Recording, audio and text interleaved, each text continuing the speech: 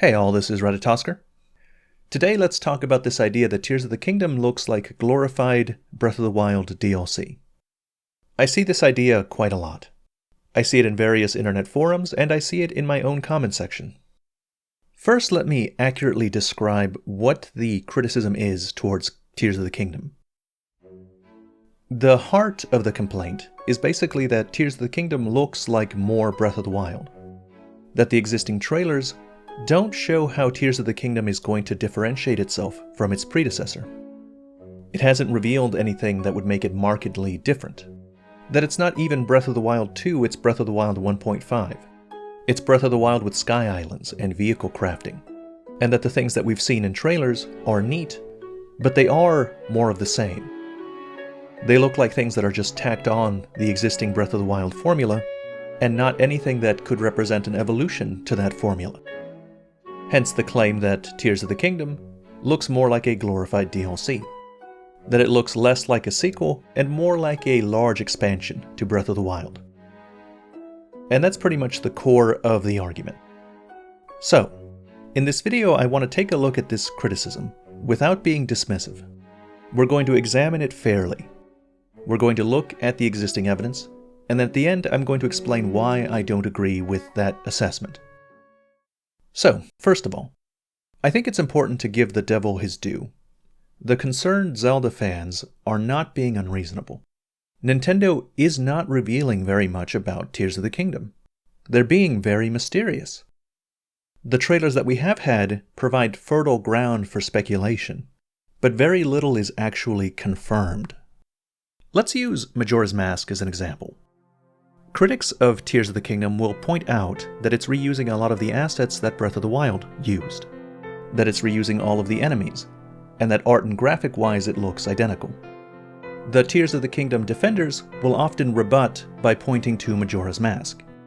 Majora's Mask was a sequel to Ocarina of Time, and it too used pretty much the same art style, the same graphics, and reused a lot of the assets that Ocarina of Time did. And that despite this, nobody could reasonably claim that Majora's Mask is glorified Ocarina of Time DLC. If anything, Majora's Mask is often seen as especially unique, a shiny gem in the series that's very different from anything that came before or after. The point being made by unconcerned Zelda fans is that there's no need to worry that Tears of the Kingdom will be too similar to Breath of the Wild, because Nintendo has proven that they can make an extremely different game no matter how many enemies, art, or assets they reuse. Now, of course, this is true. The reused assets are not a barrier to Tears of the Kingdom blowing all of our expectations out of the water. They could surely find ways to use those assets in a way that would be extremely surprising. The problem really isn't the reused assets or the engine. The problem is that the marketing is giving people the impression that the differences between Tears of the Kingdom and Breath of the Wild are going to be limited. An equivalent would be if Majora's Mask was getting advertised, and in those advertisements they failed to show how it was going to be different from Ocarina. So they don't show the 72-hour cycle. They don't show the moon crashing down into Termina. You don't show that there's masks. You don't show that the masks are able to transform you into different races. You don't show the town. You don't show that the town residents have schedules. These are all crucial elements that make Majora's Mask fundamentally different from Ocarina of Time. And they're the kind of thing that Tears of the Kingdom has not shown. Now, at this point you might object to my assessment. You might think that my entire premise is wrong. That Nintendo has not been vague or mysterious or withholding of information. That the trailers that we've gotten have shown plenty. And that it does actually reflect what the game is going to be like. That Tears of the Kingdom skeptics are being unreasonable, for being disappointed in what we've been shown, and for expecting any more. Now, I don't agree with that perspective. I think that in the eagerness to defend what we've seen, those people have ended up selling Nintendo short.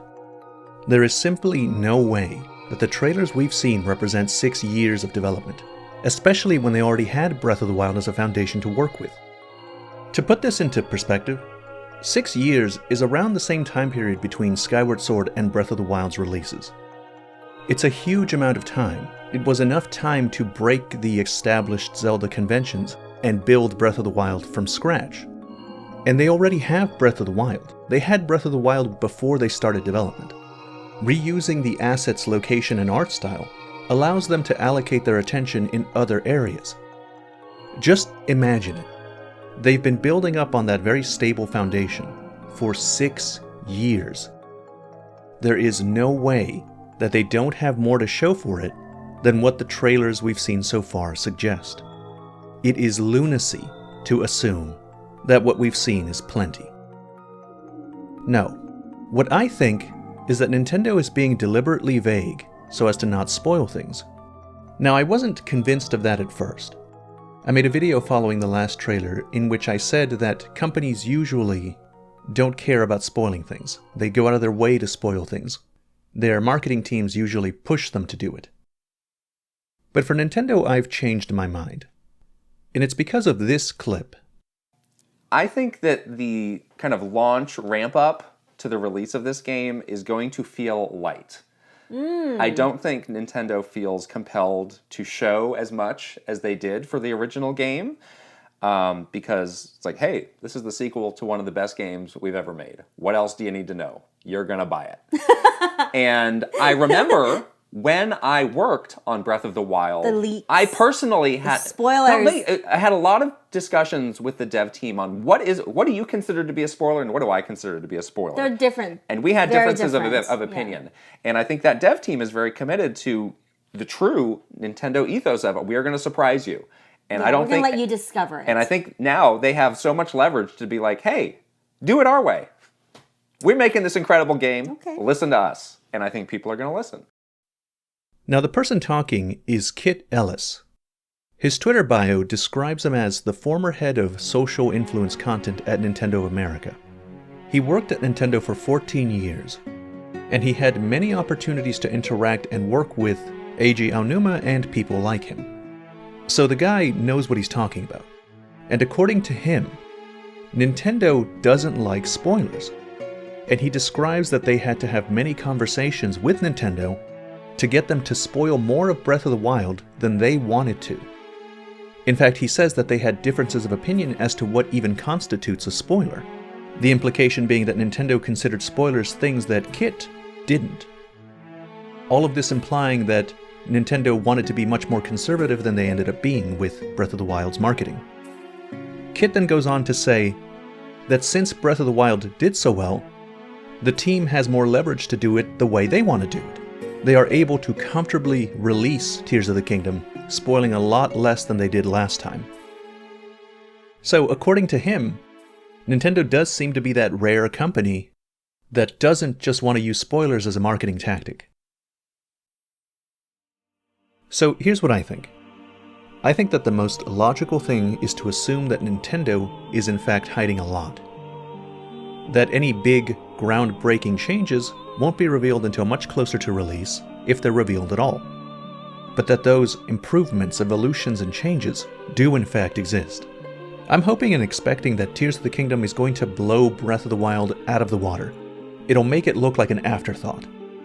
I'm certain that by the time we see the final trailer, many of the people that are currently skeptical will be lured in by what they see. I don't think it's unreasonable for them to be worried at this stage, but I also think that there's enough evidence out there that this is not going to be just a glorified DLC. And that's the end of this video. As always, thank you very much for watching.